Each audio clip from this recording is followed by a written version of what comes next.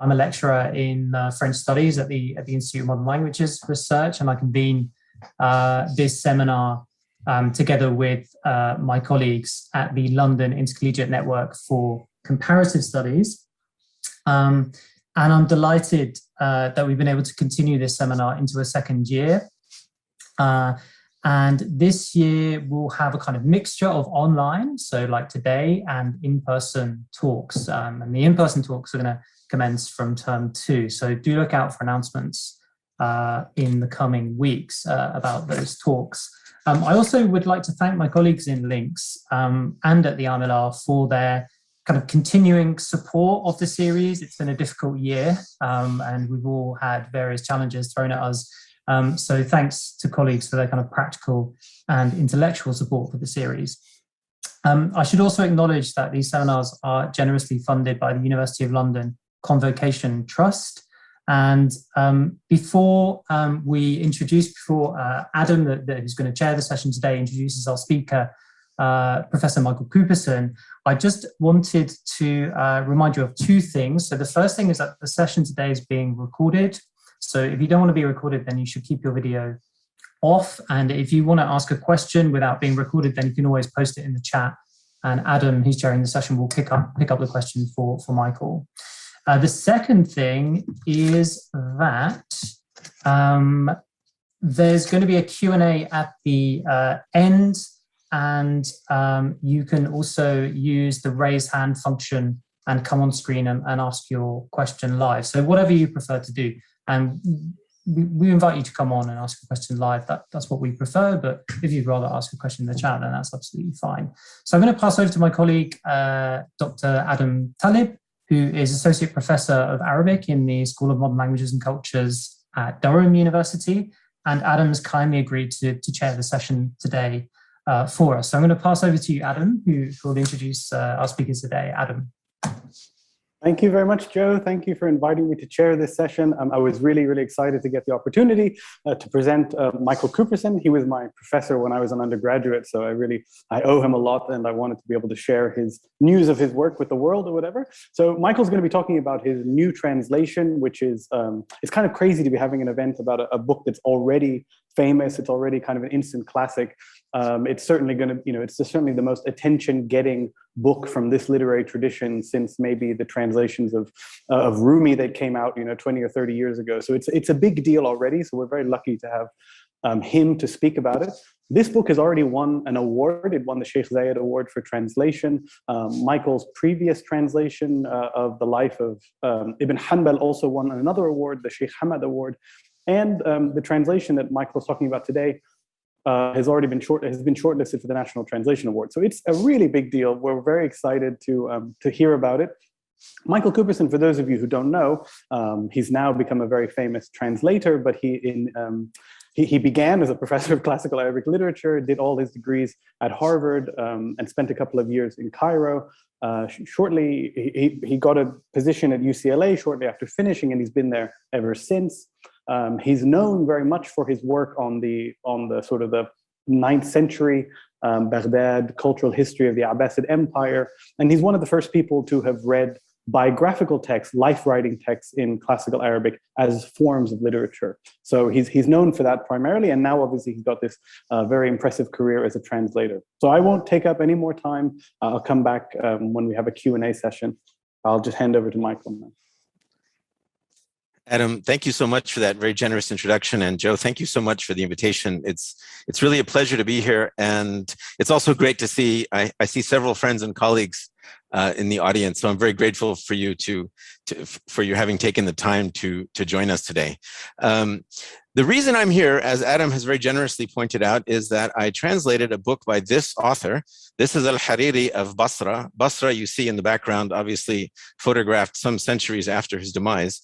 Al-Hariri is depicted on the cover of this biography pulling on his beard because his biographers report that writing was so difficult for him that he would yank pathologically at his hair as he wrote because the thing he was trying to write was so difficult. As a translator of his work, I sympathize, and as you can see from my own depilation, I went through a similar experience trying to translate him. The work is this, al-maqamat, which literally means the occasions of standing. That really has very little to do with what it means pragmatically. The idea seems to be that the people in the story are standing outside, speaking in public, hoping to receive charity for their verbal performances, which is humiliating, instead of sitting with a group of friends in a comfortable setting, exchanging literary anecdotes. So it's essentially the inversion of what's called the majlis, which is when you sit with friends and talk about literature. At the suggestion of our friend Shakat Turawa, I decided to translate maqamat not as occasions of standing, but as impostures, for reasons that I hope will be clear in just a moment.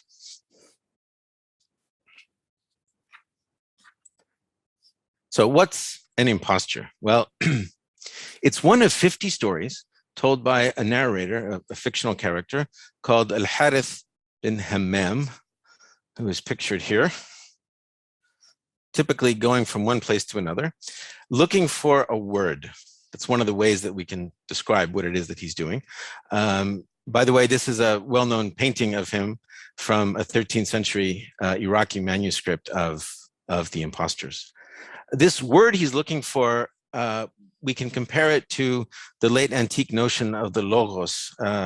So a kind of pithy summary of a spiritual truth.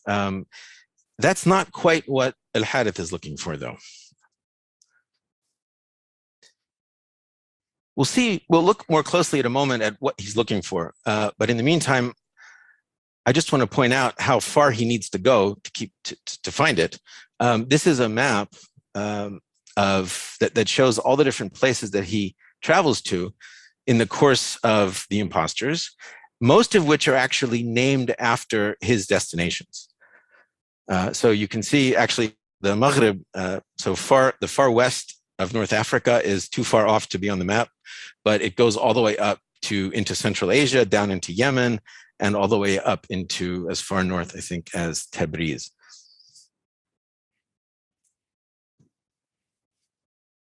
So here are some of the openings of some of the Impostures. And as you'll notice, they're in different styles, which we'll explain in a moment. And here, I'd actually be grateful if I should have warned Joe perhaps that I was going to do this, but it would really help me if someone would help me read some of these.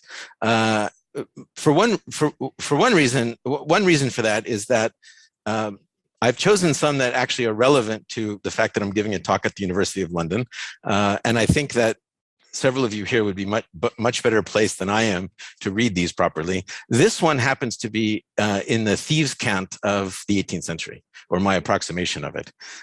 Is there anyone who would like to help me out by reading this?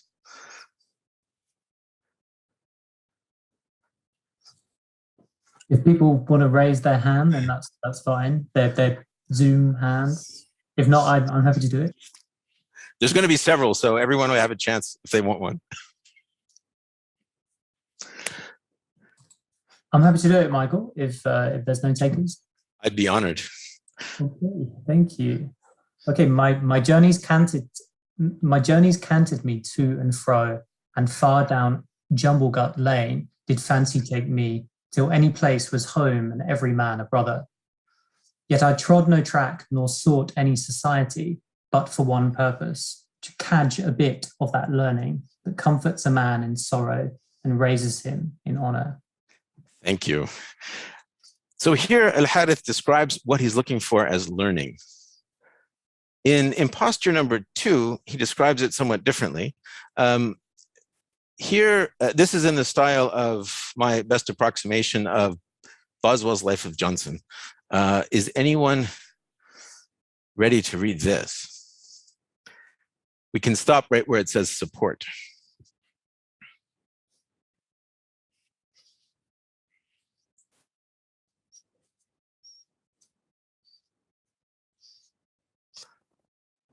Someone Hi, Jane. raised their hand. Hi, not just not for any very good reason, just to kind of throw it in. Okay, no sooner had the amulets by which children are shielded from a malignant nature been removed from my neck and replaced with the turban that marks the young man, than I began to frequent the lodging places of literature, where I intended to acquire such polish as might avail me in polite society, and to amass a store of knowledge that might maintain me should I find no other means of support. Beautiful. So nice to see you. Thank you for coming. So here it's knowledge. And finally, I'll read this one because it's, this one is in Western cowboy jargon from Imposter 27. And unless we have any Western cowboys here. All right. I don't travel like a colt no more, but back when I was frying size, I took it into my head to split a blanket with some hair tinters.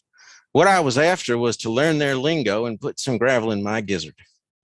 So here he's actually, al-Harith is letting down the kimono basically and telling us it's their language he wants to learn. So he wants to learn a language. He wants to learn Arabic, which is a bit different than the late antique quest for the word, because that, even though the records of it are in Greek, it wasn't really about Greek as such. Whereas what al-Harith is after in his travels around the Islamic world is Arabic understood as a divine language, or a language that has the honor conferred upon it of having been used by God in the revelation of the Quran. So what happens when he reaches these places? In every town, al-Harith meets a hard-drinking preacher named Abu Zaid. Here is Abu Zaid preaching, and here he is drinking. And Abu Zaid performs wonders with the Arabic language.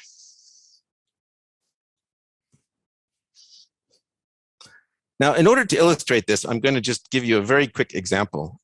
So here's Abu Zaid preaching in the mosque.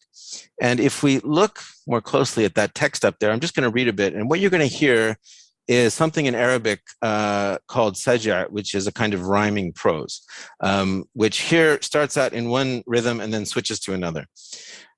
للإسلام ممهدا وللملة مؤتدا ولأدلة الرسل مؤكدا وللأسود والأحمر مسددا وصل الأرحام وعلم الأحكام ووسم الحلال والحرام ورسم الأحلال والإحرام. So that's the rhyming part. But there's a further trick to it, which is that half the letters in the Arabic alphabet are distinguished by dots. Half of them don't have dots. With one exception, there are no dots. There are no dotted letters in this passage. And he goes on in this vein for quite a while. So even though it's not something that you would hear, and probably not something you'd notice unless you were looking for it, this is actually a lipogram, and it's pretty incredible that he's able to write something that sounds totally natural using only half the letters in the alphabet. So now we begin to see why it is that he insisted on pulling his hair all the time. I mean, this is something that you can do mechanically. It just takes a very long time and can be extremely frustrating. Now, what makes all of this especially noteworthy, in my view, is that, strangely enough, this text, as difficult as it is, al-Hariri's Impostures, was actually used as a kind of teaching tool. So here we have a manuscript page showing a reader filling things in. What's happening here is that there's a poem with certain things left unstated or unexpressed, and a teacher has explained them, and so the owner of this particular manuscript has scribbled them in, not in the margin, but up above the word. No way to know, of course, but it could be that this is a native speaker of Arabic, possibly seeking to up his game by studying a text that's incredibly difficult. But what's even more striking is that there's evidence that we have of non-native speakers using this text. Here is a manuscript with interlinear commentary in Gilaki, which is a northwestern Iranian language. So under the words, we have someone actually translating into Gilaki. So obviously this particular text was being used in a bilingual instructional setting of some kind.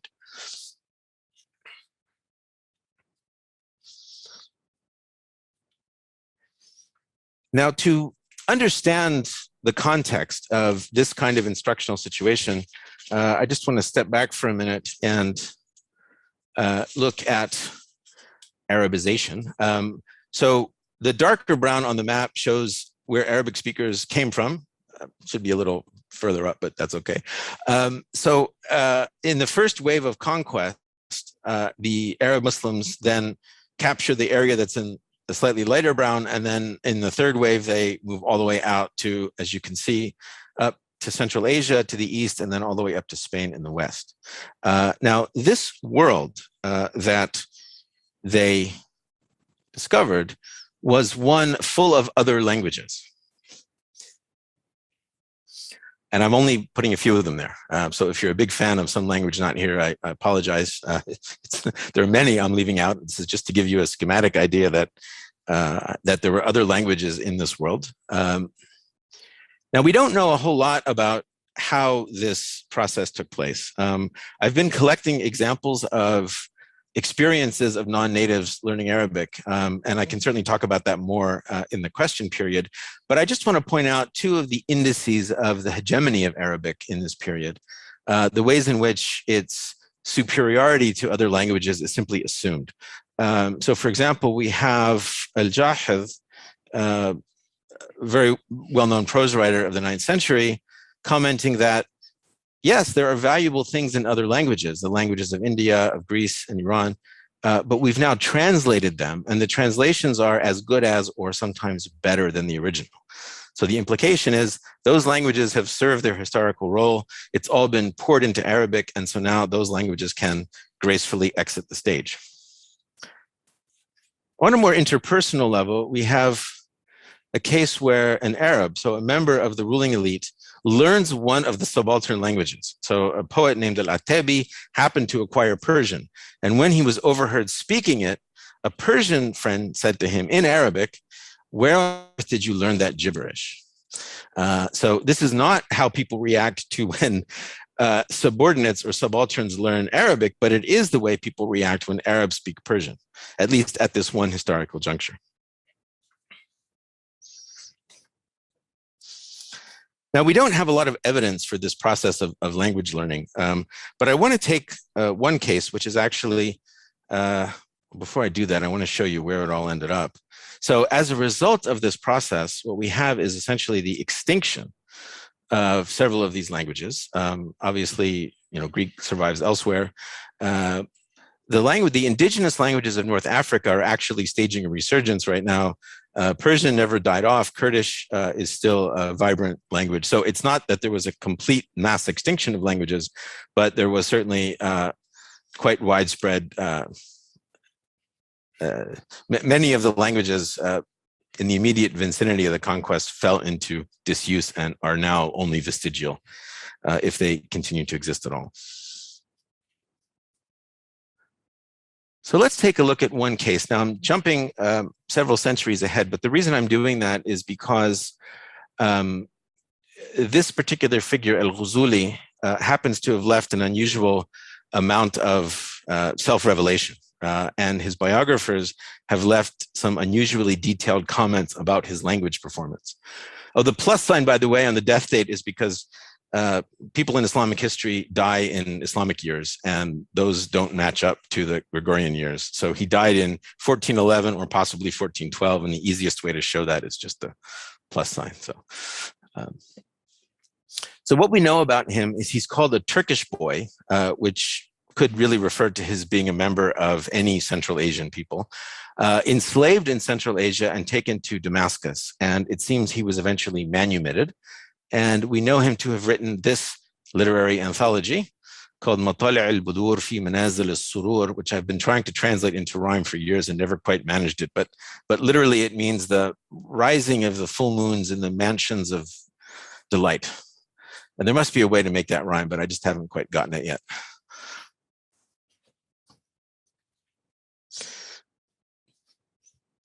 Now, we have references to him by his contemporaries. One poet commented that Jousuli, when he attends literary gatherings, listens and gets it, but never says a word. And then we have another contemporary commenting that he had terrible trouble composing poetry, but he kept at it so doggedly that he eventually managed to produce decent verse. So he's abashed in public. He's afraid to speak Arabic, but secretly, he's toiling away, trying to teach himself to write verse. At the end of his literary anthology, he tells us what it was like to be him. So we have this view of him from the outside, and then we have this view of him from the inside. And here's what he says. I suffer from a heavy foreign accent and a tongue tied in knots, which impede accurate expression and cleave elegance from precision. And yet, what choice have I but to try? Now, it may occur to you that that's a rather conspicuously elegant way of saying that he's not very eloquent. So hold that thought. Let's bring it back then to the impostures. So here is al-Hariri then traveling from one place to another in search of the word, of Arabic, of some kind of transcendence. And he is traveling then through this world that's full of languages. But strangely enough, he doesn't mention any of them. So in a book that's all about language, there's no reference to anyone speaking a language other than Arabic, and there's certainly no speeches given in any language but Arabic. Now, we have a sense that perhaps he is, in some places, he's among populations that don't speak Arabic because he needs to go to a mosque or a gathering place of literary figures to find people who are actually Arabic speakers. That the general population perhaps isn't going to understand him otherwise.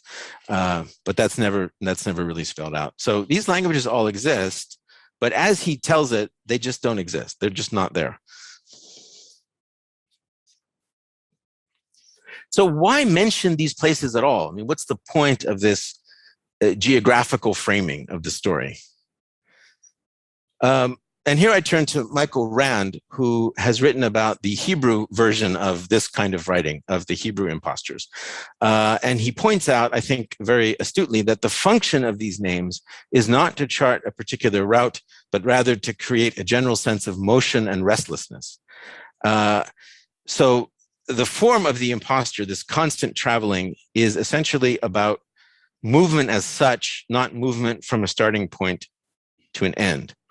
Now, this never arriving, this constantly chasing the unattainable, in my view, is a transposition onto the level of plot of the process of seeking the unattainable in the form of perfect mastery of Arabic.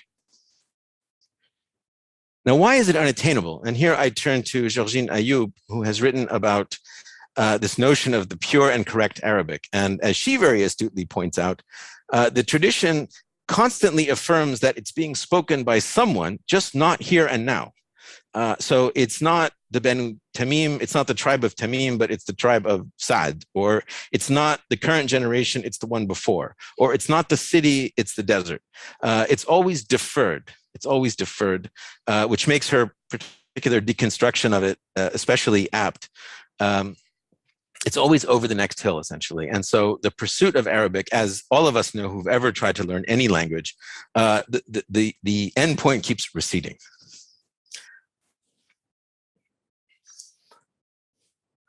Okay, so back to the present. There are all kinds of ways that English is hegemonic in the way that Arabic was, and I'm not going to belabor those comparisons. Obviously, there are also some important differences.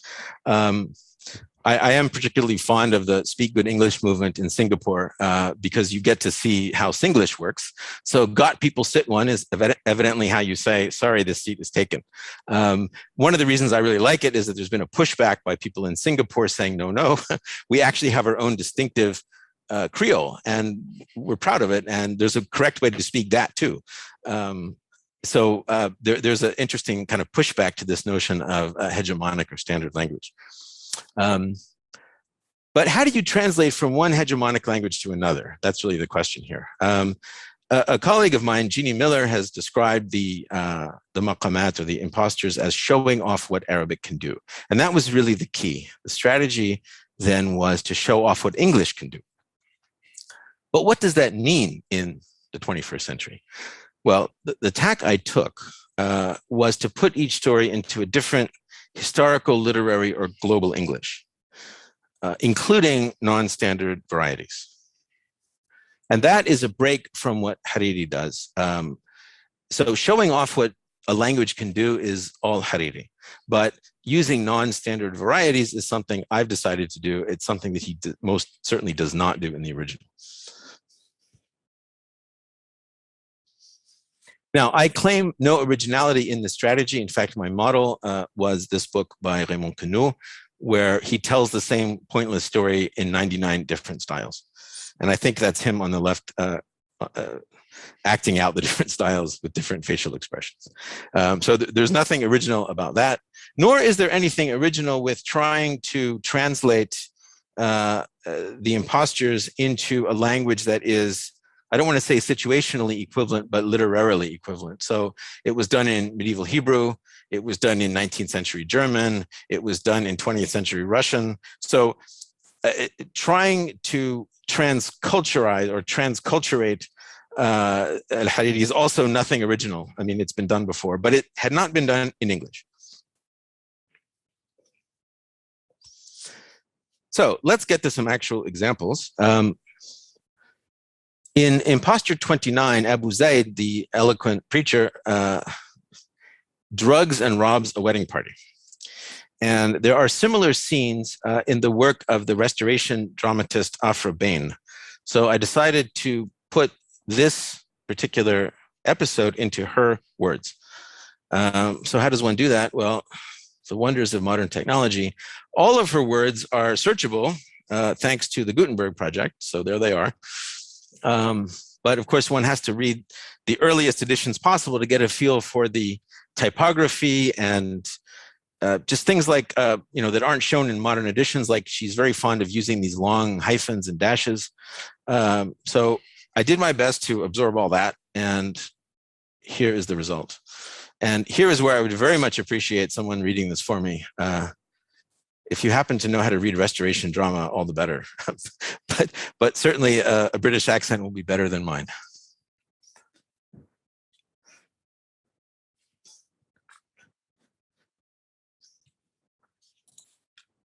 I'm happy to give it a go, Michael. Thank you so much. I'm not sure I'll do it justice, to be honest. The bride and her party, the witnesses and the lodgers rush forward. Then Hammam offers to eat, but Abu Zaid makes a sign to put him off, urges him rather to offer the sweet meat to the others. They no sooner taste it, but fall languishingly to the ground. Why, how now, what means this? They tumble like worm-eaten palm trees in a sudden storm and lie as if overcome drink. Alas, methinks, I know the source of all this villainy.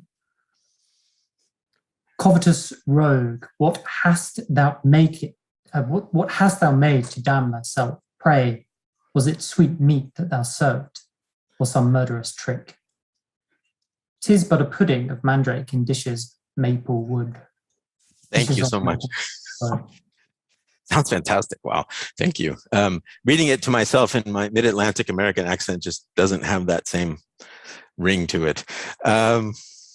Another example, also in deference to the fact that I'm speaking at the University of London. This one is from Imposture number 19, where rather unusually, Abu Zaid is throwing a party for his friends. So there's a great deal of comfort and conviviality and food and so on. And that one I thought would do well in the style of Woodhouse. So if anyone would like to try reading that, I'd be very grateful. And please, in the question period, you're absolutely free. I'd be delighted if you were to denounce me for having done this very poorly. I'm perfectly prepared to hear that. But then, of course, you need to suggest ways that it can be improved.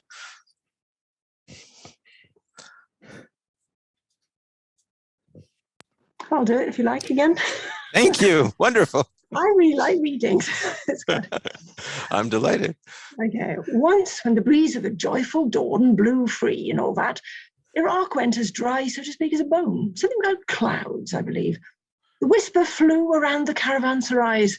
The country near Nasibis is just the thing, old man. Fellows rolling in dirhams, don't you know? So I straddled some camel flesh, clapped a spear to the saddle, and ambled out into the wide world. Many a vast expanse was traversed, bringing me to further vasty expanses, and many a hill climbed, bringing a further generous supply of hills. And I am not ashamed to confess that the Howard Ben Hammam who toppled off in the Mitsis was a very different Howard from the merry, laughing lad who'd set off for it. Camel was looking a bit shop-worn too. Brilliant. Thank you so much. Wow, fantastic. Not my translation, but your reading of it. Great. So now I want to show you, those are both examples of standard English of one sort or another. So they're marked in terms of their literary period and their style, but I really wanted the non-standard as well. So the place where I did, one of the places I did that was in Imposture number 23, where Abu Zaid and his son run a scam that they do in several places where they contrive a legal dispute and they bring it before a judge or a governor, hoping that the governor will be moved by their eloquence and give them money. So in this case, the trumped up case is over whether Abu Zaid's son stole some of his verses. And for a number of reasons, one of them that there's a generational conflict here, I thought one of the ways to illustrate this would be to put this imposture into a combination of West Indian English and multicultural London English. So the older generation speaks Jamaican essentially, and the younger generation speaks what it calls London slang. Now, how does one go about acquiring that or those languages? Well, again, you know, love the internet. Being a Luddite, I still love it. So fantastic coverage of Jamaican. Not so great coverage of London slang, to be honest, but there are some efforts out there. And then even some very learned linguistic articles that can be incredibly helpful in understanding social positionality and other kind of meta-linguistic or paralinguistic questions. Of course, you know, you can try this, you can attempt it, but then in the end, obviously, you need to have input from people who are actual speakers. So to try to get a feel for telling stories in this language, I listened addictively to the videos posted by Mel Tom, who is a content creator on YouTube. And he has set himself up with good reason as the arbiter of correctness in London slang. So once I had a draft and I got to know his work very well from watching his videos, I wrote to him and I said, Mel Tom, how would you like to be an associate editor of this book? And this is something I did with all of, whenever my language variety is spoken by living people, I would reach out to them and try to find someone who would help me make the translation accurate. And so I thought he might say something like what the Persian said to the Arab, why on earth are you learning this language? But he didn't say that. He said, I appreciate you reached out to me for this, and I can see already what needs to be adjusted. So he got it immediately. And what really I find very touching and moving is that he evidently feels that his language is worthy of respect. And in fact, there's right and wrong in it, right? It's not that it's because it's been a stigmatized or marginalized form of English that somehow it doesn't have right or wrong or that there's no grammar to it. Of course, he doesn't imagine any such thing. And he quite clearly says, well, you know, this is wrong. What you did here is wrong, and I'm going to fix it for you. So I'm very grateful to him and to all the people who worked with me. It's probably 10 different people who helped me with different varieties of English. So let's just go right to the results. And this one, if anyone wants to read it, feel free. I cannot. I didn't master the phonology. If anyone would like to read it, please feel free. But if not, then we can just read it on the page. If we don't have any proper speakers, then we probably shouldn't try.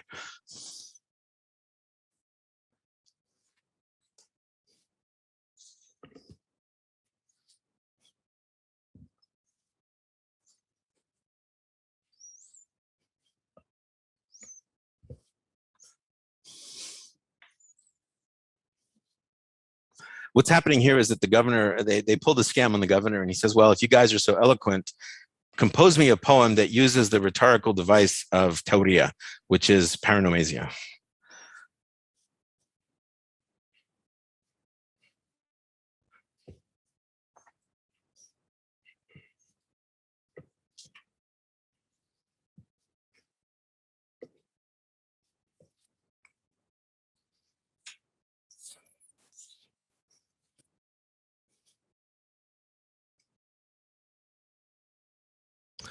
So here are all the styles.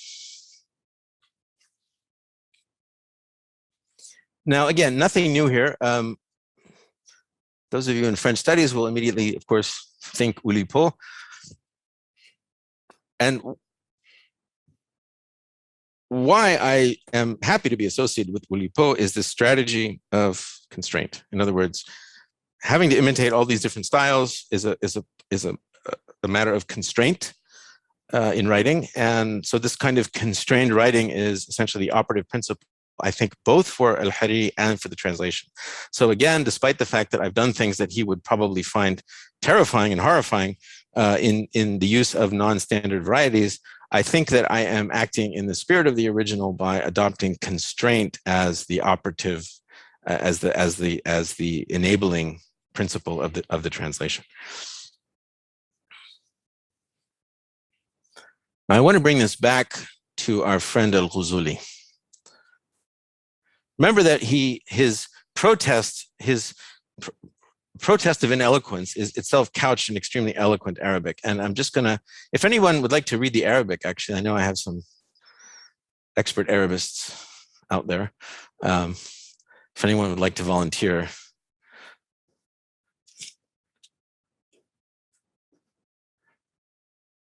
I won't put anyone on the spot because this kind of writing, you tend to have to check it out ahead of time before you read it, but here it goes.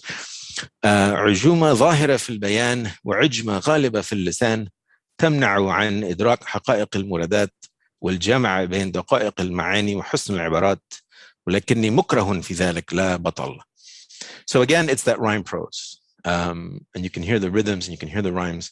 There's also a number of other rhetorical devices, and I'm just going to point out by looking at the first two passages what some of those are. So you've got this parallelism where in the first position you need a noun with a particular root, ayin, jim, mim. In the second place you need an adjective of a certain morphological form, zahira, ghaliba, they have that same form. And then in the last position you have a preposition, an article, and then a word that rhymes with an.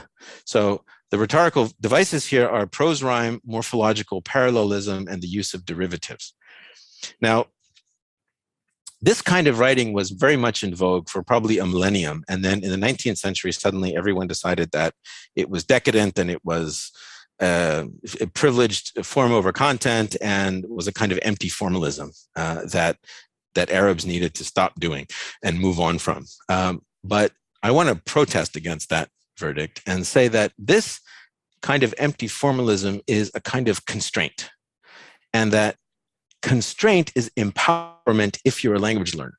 That when you know what has to come next, right, your options are limited, your choices are clear, and if you spend enough time practicing this, you can produce text that may well be indistinguishable from the text produced by a native speaker for whom this is also somewhat unnatural. So that there's a kind of shared space then between the native speaker and the learner where they're both subject to these constraints and they have more or less an equal chance of doing okay with it. So this is why I think that these rhetorical devices that are so often denounced as empty formalism were actually instrumental in making that process of Arabization work as well as it did.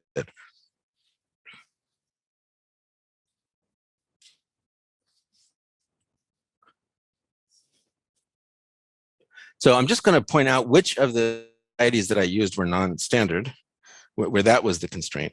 And I don't want to make a claim, such a grandiose claim as that this contributes to the decolonization of translation, which I know is a topic that has been discussed in this and other fora.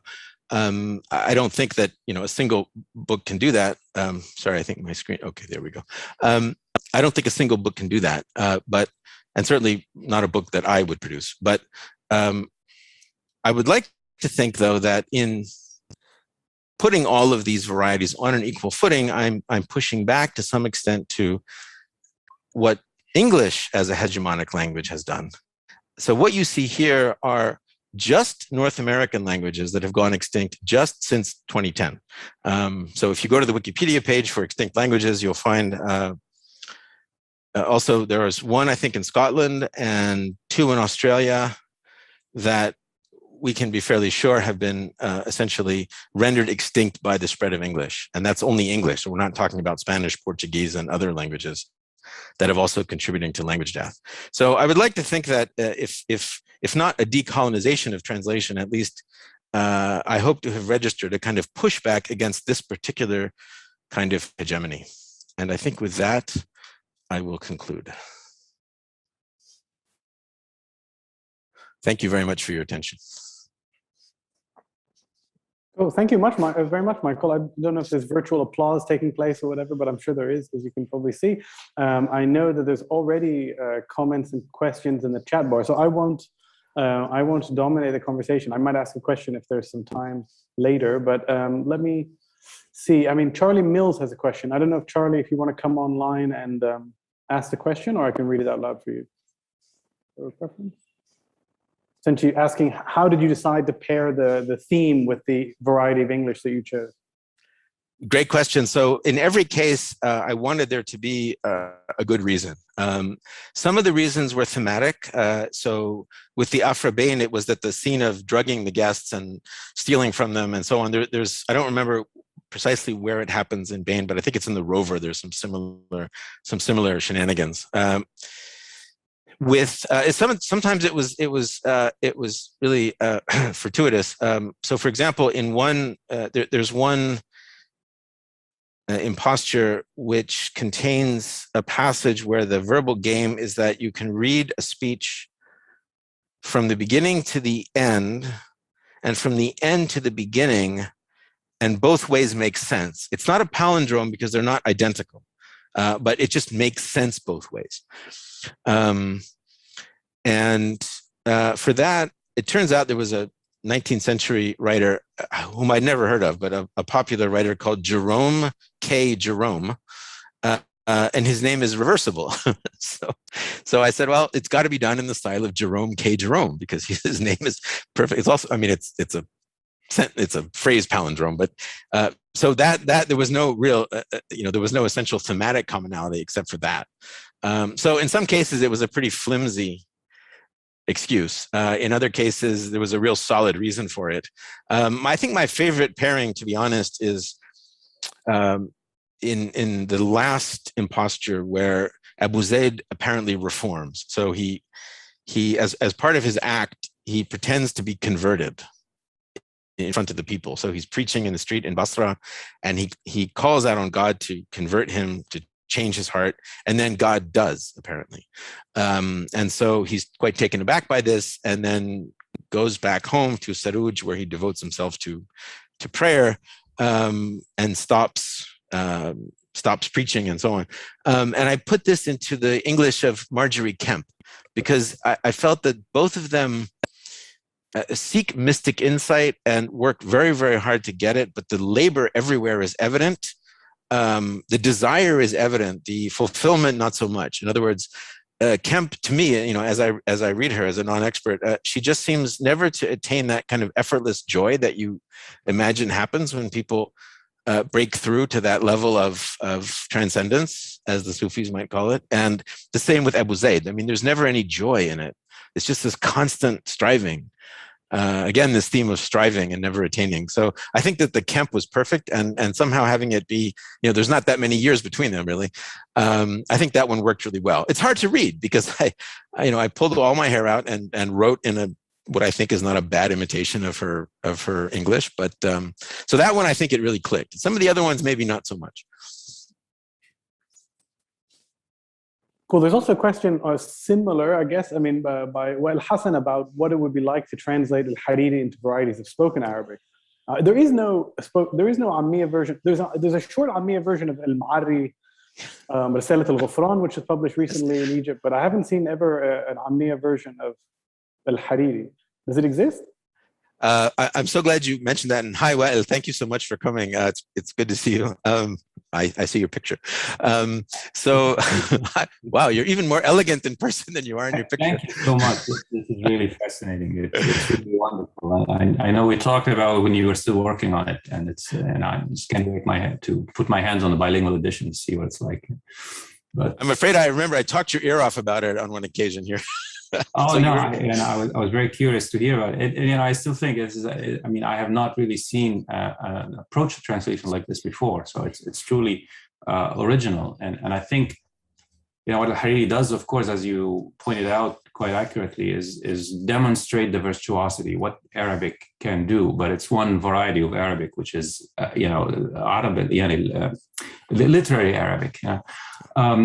These are all, of course, non-standard. Some of them are standard. They're all correct in their own chronotopic kind of way.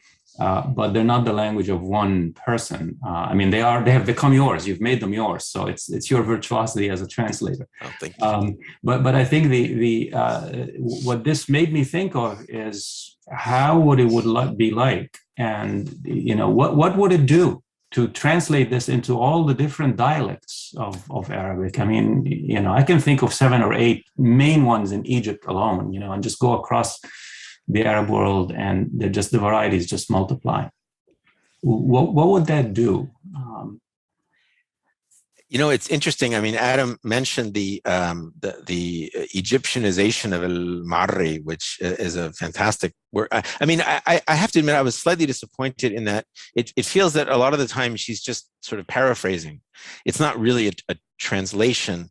Yeah. And of course, mine could also be read that way as well. But in my translation, there's a commensurability between the amount of Arabic and the amount of English. In other words, there's a one-to-one match, more or less, no matter how divergent the words may be. Where in some cases it feels as if she's just sort of summarized entire pages of Marri. But still, I think it's a fantastic effort. And as far as doing it into Ammiya, this is a really, really interesting question. And it's not just the regional varieties, but also the different class, different dialects associated with different classes and professions and ethnicities within each dialect also, right? So it could be a fascinating project. I think, in fact, I hadn't thought of it, but al-Hariri might actually be the best place to start with this, just to show off what could be done. So I would be delighted if someone were to do that. And that may be the beginning of the breaking of the dam, in a sense, where people realize that, our language has changed so much that really it's time to do this. But of course, we then get back into this sort of circular argument about Ammi and Fusha, and it's as much as it's. It feels one feels in solidarity with the people when one advocates for the different dialects of spoken Arabic. But then on the other hand, though, if there weren't these school marmish kind of pedagogues constantly correcting everybody across the centuries, we wouldn't have this cultural continuity, and we wouldn't have this vast geographic community, this community of letters. So it's a tough.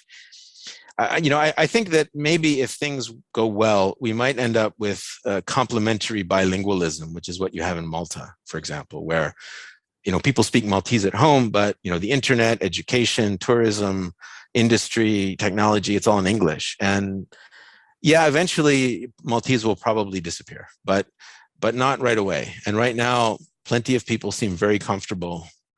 They do the Google searches in English and they yell at their kids in Maltese, and that can actually be a fairly stable configuration. So if we can perhaps restore some kind of respect and admiration and love for the Ammiyat, this might be a way to do it. Or at least, contributing to part of that discourse. So Sunila had a question. What kind of reference sources did you use in terms of thesauri as you were doing these different stuff? Sunila, I would be honored to send you a copy, and you'll see there's many, many pages of bibliography for every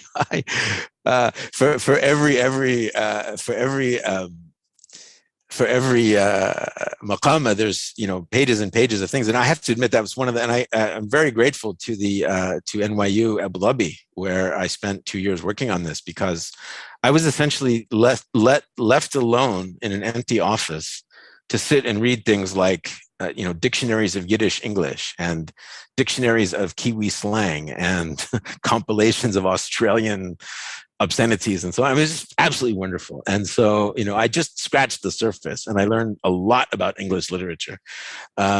So every single maqama had pages and pages and pages of bibliography that went into it. I think I even just kept the highlights. So it was a huge learning process for me. And this, isn't to your question exactly, but it's important that I went, as I said, to many informants. For Cockney, actually, it was our production manager, Stuart Brown, who very kindly agreed to review the Cockney. He's a linguist, and he did that. I had the Kiwi checked by a New Zealander. The Harlem Jive was checked by a linguist who works on African American English. And all of these people, at no point did anybody say, no, you shouldn't do this, or this is wrong, or don't try it. Everyone reacted the same way Mel Tom did. They said, wow, great, thanks for asking. So here's my advice. And I'm very grateful to NYU Press for doing something which I think is very important, which is that, of course, this is cultural appropriation. There's no way around it. I'm not going to say that it isn't. But if you're going to do it right. I was very clear with NYU Press that this had to be done and they had to pay for it. And if they didn't, I would. Meaning that you have to consult experts, you have to respect what they say, and you have to compensate them fairly for sharing their knowledge. And all of those things happened. And I'm very grateful to NYU for seeing that right away and understanding that that's what had to happen. So among my references, I include those people.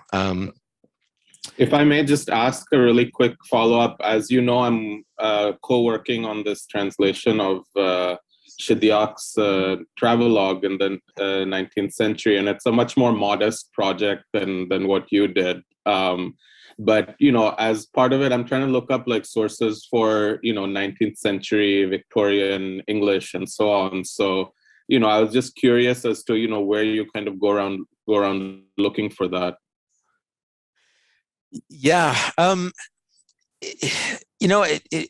of the nice things about being also at NYU is that I was able to just stick my neck out into the corridor, and I had colleagues on all sides of me who were in the humanities. So my friend Phil Mitsis, who's a classicist, I said, I need a poem in English about teeth.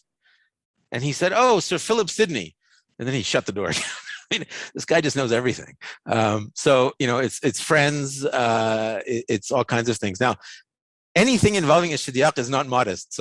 So I take issue with that.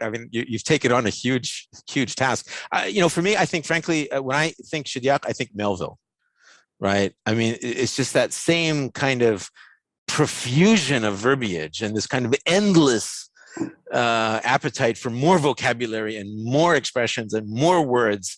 So I think if I were doing Shidyakh, which I don't have the courage to do, so hats off again to you, but I think I would just sit and read a lot of Melville. And a lot of Melville's bad. A lot of Melville's boring. You learn that when you immerse yourself in it. But not all of Shidyakh is great either. I edited Humphrey's translation of the Saq al-Saq, and yeah, I was bored at times. There were moments. This is very different from a Saq al-Saq. It's he tones it down a bit, although he can't help himself at times.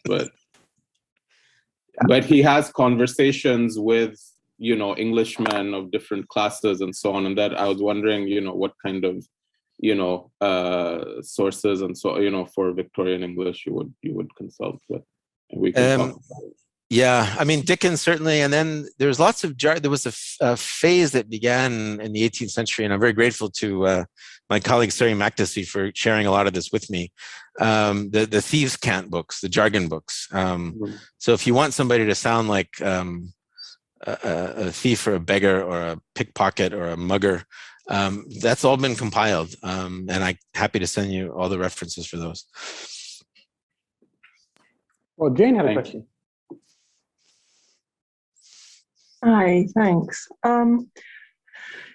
So this might not come out as very coherent, Michael, sorry, but I was been reading Carla Mallet's new book about lives of the great languages, where she's talking about the attraction of cosmopolitan languages, of Arabic and Latin, as languages that have to be learned and that are difficult, and that therefore we desire them. and that, you know, there's no such thing almost as a native speaker, in that sense, that even native speakers need, you know, the difficulty of access. And she talks about, you know, the attractiveness of that for precisely some of the reasons that you're talking about, that you can never master it in that sense. So she says these are not mother tongues, these are mistress tongues, she calls them. And but I was very interested then in the way that you are, it seems to me, dealing with the same kinds of desire, and that your translations are sort of motivated by the same kinds of desire, but in a completely different mode, that you're sort of taking this cosmopolitan language, which is in its own way invariable, and as you said, this empty formalism, and then you're moving from that to sort of to pastiche at a sort of stylistic level, and also to, as you said, sort of authentic and varied Englishes that are not yours. So the level of, you know, the level of distance that's going on, and the level of learning, and the kind of the difficulty, and that sense of desire, I think, and of pleasure and enjoyment in language, just comes through in really interesting ways. You know, that this about learning, as you said, it's about language learning in those ways. And I wondered if that makes any sense to you. Thank you so much. I haven't read that latest book of Carla's, but I'm not at all surprised that she brilliantly managed to say in your equally brilliant summary everything that took me 40 minutes to express. That's precisely it. And so thank you. That's very much it. And yes, I think, you know, without perhaps going more into the questions of, you know, appropriation and privilege and positionality and so on, to me, it really was meaningful to humble myself and be schooled by speakers of many different varieties, because I have the privilege of being a native speaker of the current global hegemonic language. And that is something that's very commonly not acknowledged in our academic circles, that you know, many of us are working with languages that aren't our first language, and the work that takes is elided. And the fact that so many of us their public persona takes place in a second or third or fourth or fifth language is also something that we just don't ever acknowledge or think about, I don't think, very much. And so to be brought back to a position of learning is one that's humbling in a good way, and also reinforce something that I know as someone who reads linguistics. I'm not a linguist, but didn't really feel in my soul that all forms of human communication are have an equal range of expressiveness and precision. And so here I was taking the monument of verbal complexity in Arabic. It turns out one of the impostures is in UCLA slang, which is collected by undergraduates, supervised by my colleague Pamela Monroe in the linguistics department. And it turns out everything that Hariri says in that particular passage can be translated into UCLA slang circa 2009, right? And so, it's really true that every form of human communication is equally complex and expressive. When you actually have to do it yourself, produce it yourself, you realize how true that is. And so it's in that sense that you're exactly right. It's been pleasurable, humbling and pleasurable. And it just creates a wonderful kind of relationship, a different kind of relationship between the cosmopolitan and the vernacular, and the very vernacular in lots of ways. And I just really like that sort of ways of seeing them dynamically related like that. Thanks. My informant for the Kiwi, I had tried a draft myself and sent it to him, and he wrote back in high dudgeon and says, the first thing I'm going to do is remove all the Britishisms in here. And the second thing I'm going to do is remove all the Australianisms from here. And he was very indignant that I had corrupted the pure Kiwi language with my inept bungling and insertion of these other Englishes. So it's this pride of this local pride that he had in his language that I just find it very touching and moving. That because I study Maltese and I'm trying to learn Hawaiian right now, and these are languages that have been stigmatized, marginalized, subjected to all kinds of forceful erasures. And when I see people who are speakers of languages that have been also marginalized or stigmatized in some way, the fact that right now that there's none of that, that they have pride in their language and that they insist that it be used correctly by outsiders, I think is a big step forward for us as a species. Cool. I don't see any more questions in the chat. Although no, Joe's raised his hand. Go ahead, Joe. You don't mind, Adam? No, you go and then I'll go. Yeah. Cool. Okay. Thanks so much, Michael. That's amazing. And I was really struck. I mean, you're talking about the was it Meton 123, and this it struck me as a really, the process of translating this book is a gregarious experience, right? It's a social text in that sense. It's a very highly social text. And pick up on what Jane was saying as well. It doesn't strike me as a very, how one imagines the figure of the translator, in a kind of shut away in a room, kind of with the text, perhaps with the reference books. You mentioned that before, but actually reaching out to these people seems to me to be a very different kind of image for the figure of the translator. And I suppose my question is about that question of the visibility and the invisibility of the translator.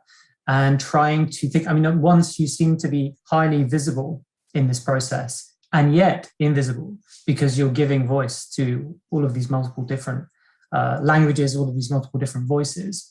And so, I suppose my question is kind of not really related to that, but related to your point. A kind of second part of the question is related to your point about decolonization and whether you've come across any other examples of this.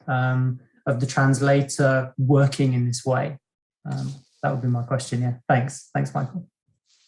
It's been really instructive to look at the little blurbs that the American Literary Translators Association has written for each of the books on the long list and the short list, because the judges, who are very astute, praise very different things in the different books. So some books are praised as, for the translator having been invisible, being reticent, for not calling it. One translation was praised for not calling any attention to itself.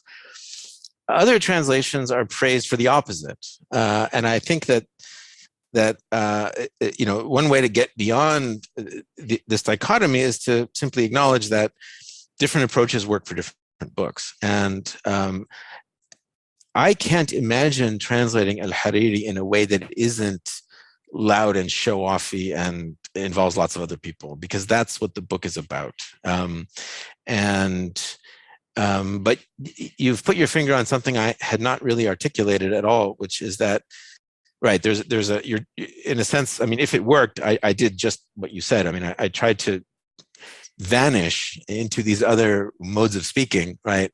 But in the end, of course, it's all a big performance, and I am doing it publicly. And reviews have said, well, the other people involved should have been given more credit. And I tried to give them as much credit as I could within the conventions of how we publish books. But I certainly acknowledge that it's a collective effort, and certainly the whole project that it's part of, the Library of Arabic Literature, is one that we've always been collaborative, and it's a great privilege to work with the people I've worked with. And as I mentioned, the title is not my idea. It was our colleague Shaka Turawa, who, drawing on actually the French tradition of criticism, because these stories in French are referred to as Impostures.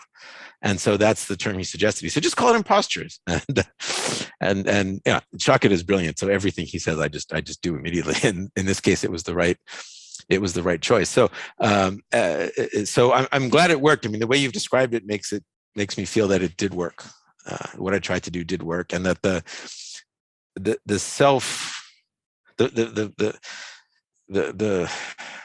self-display is pardonable because of the constraint. Yeah, no, it makes a lot of sense. Yeah, thank you. I don't know if any other questions could come in. Sorry, go ahead. Carry on. I just wanted to add, and this is purely has to do with the question of what sells and what people want to read. My previous translation, which Adam kindly mentioned, was of the biography of a 9th century scholar of the prophetic traditions, who was famous for his asceticism and for defying the state when he was called upon to espouse a dogma that he rejected. And the translation was extremely restrained. There's no me in it at all, I don't think. I mean, it's to the highest standards of the most rigorous positivistic Wissenschaft. I mean, it's completely, there's a paper thin barrier between you and the Arabic, I would say, to the point that it's, even the long lists of transmitters and so on, it's all there. And I would say that, probably 10 people have read that book. And I think it's great. I mean, I think the original is great. I think Ibn Hanbal is great. And, it's gotten no traction. So, even as a purely mercenary move, I think, maybe the, audiences, I think, do want to feel that they're reading a distinct person, and that a distinct person who's a show-off is perhaps more approachable in some ways than someone who is not. But again, of course, it just depends on what the... Well, Michael, is that true, or are you just saying that for effect? I mean, is the Ibn Hanbal book really doesn't have a readership? It must have a huge readership, no? Well, I think, Chris Melchert has read it. I mean, people who care about, the Muslim diaspora has not discovered it yet, but that'll happen, I'm sure. I've gotten some very, very kind emails from Muslim diasporic folks who say, it's really nicely done and thank you and all of this. And I'm very grateful. But, I just, whatever NYU sends me about the sales, the sales figures are, globally speaking, are tiny. I mean, and the sales for the Impostures are certainly not global either, but it's a different order of magnitude than the first. So, and it doesn't bother me. I mean, I mean, not everyone is interested necessarily in that sort of thing, but still, I did learn that sometimes you just have to take a risk if you want people to if you want people to pay attention, and that seems to be, it was worth it in this case. Yeah, definitely, it's paid off. Anyway, Jane has got a question. Jane, do you want to ask a question, or shall I read it out? It was just amusing, really. Sorry, I didn't want to interrupt. I was just thinking of the way that Pratt, when she's talking about the contact zone and the sort of, it's a conflict thing, talks about autoethnography as having a privileged relationship with that, and the business of redescribing yourself in other people's terms, or thinking about reflecting precisely on the ways in which, let's call it, identities are, supposed identities are inscribed into language and things. And it was just a thought, really, not exactly a question. Well, thank you very much. I mean, I think the numbers are dwindling, so I don't know if we have any more questions, or whether we should let Michael off his feet or whatever, because he's been speaking for the past hour or something. Are there any sort of last-minute questions? Can I have one real quick question, which is, are there women in the maqamat? I mean, I should probably know this, but the cover of your book is all women, right? And then, I don't remember there being very prominent female characters when I have read them. So yeah, that was a hesitation I had. Lucy Taylor, who works with the press, had found this artist, Haif Kahraman, who is an Iraqi living in Los Angeles, or someone of Iraqi origin who lives in Los Angeles, who does this fantastic kind of, in that particular phase, she was doing this kind of Japanese influenced kind of riff on Wasati, who's the painter of those the 13th century manuscript paintings. And so Lucy found Haif Kahraman, suggested a number of different covers, and I liked that one, and everyone else did too, but then I said just what you said, which is, this is a group of women speaking. That doesn't happen in the story. However, two things. One is that in Wasati's 13th century paintings, when Abu Zaid is speaking, he does often show a crowd of women listening. So the crowd of women does exist iconographically in the Hariri tradition. Also, there are many more women speaking in Hariri than in many other works of Arabic literature, because Hariri often pulls scams with his wife, or a woman who sometimes claims his wife and may not be, but she's a confederate in any case. It may not even be the same woman in every case. I mean, it's really hard to tell, but there are at least 4 maqamat where she has a starring role and she matches him in eloquence. And then there's one where there's an old woman who is a confederate also, who also speaks in rhyme and so on. So I would say that, and then there are also there are moments when enslaved persons speak as well. Many people, people have written to me from Arab countries saying, oh, but there's this great range of social types in the maqamat, and I'm not sure where they got that impression, because there isn't really. But there are certainly, I think, more, let's say, lines of speech attributed to women than you might find probably in Hamadani. I'm not sure, but certainly in most other works of adab. I mean, not that women aren't, of course, quoted extensively in many, many books, but in this case, they certainly have a presence. So it didn't feel entirely, it wasn't entirely a bad faith move to put that on the cover, I think. And it's a beautiful cover. I mean, that's the important thing, right? It's a very striking and beautiful cover. And the fact that she kind of riffed on she made Wasati Japanese, I thought was actually, hey, what the heck? I'm doing what I'm doing. Let her do it that way, and let's all just appropriate, till something changes. I don't know. So I think it actually has worked. It has actually worked for reasons that I didn't anticipate, but the cover, I think, has worked. Definitely, it's very striking, and I think, well, you've seen how much attention the book has got, and today's talk has been fascinating. So, congratulations, Michael. I'm really glad that you're finally getting the attention and the acclaim that you've so long deserved. It's a really unique and fabulous project. It's already an instant classic. I mean, at least among the people that I speak to. And thank you everyone for coming. I mean, it's really kind to have everyone here to together and stuff. And it's a shame we're not all in London, but I'm glad we got to see you and hear from you. Thank you so much for the invitation. And I would love to, if you could send me the chat, I'd be really happy, because I see all kinds of messages that I haven't been able to read. If that's possible, because I think if you record it, should save it, and you should be able to send it. Just saved it, Michael. So I'll send it to you. Yeah. And thanks to all the readers. Thank you so much. Couldn't have done it without you. Thanks so much, Michael. And thanks, Adam, for sharing. That's brilliant. Thanks, Adam. Good to see you. Thanks so much. Take care of yourselves. Bye now. You too. Bye-bye.